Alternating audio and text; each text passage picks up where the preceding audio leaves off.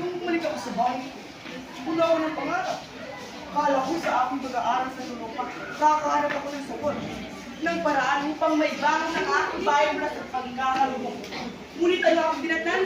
Isang punang alipin ng takot, isang bayan pinamumulan ng sunungan. Ang aking ama, isang tao na hinatulog. Isang tao nagmahal sa kanyang bayan. At ano ang kanyang iniplanan?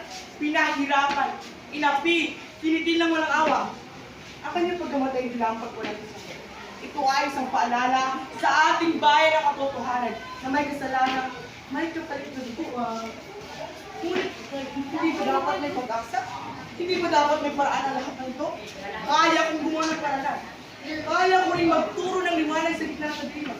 Ngunit, paano ko mismo nais yung pag-ipura na natatakot umaban? Paano kung ang bayan ko ba mismo ay papasakal sa mga tao?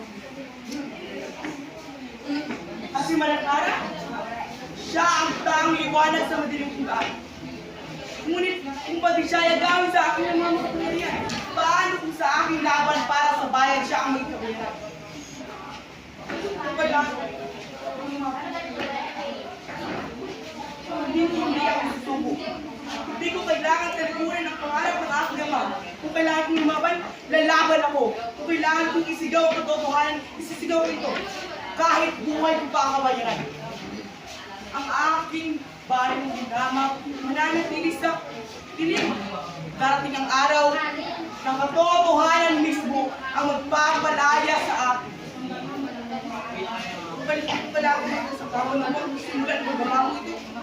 Tatanggapin ko ang aking maging kapalaran. Ako, si Crisostomo Ibarra, ang anak ni Don Rafael Ibarra, at ang dating kababatang Ibarra Ibarra.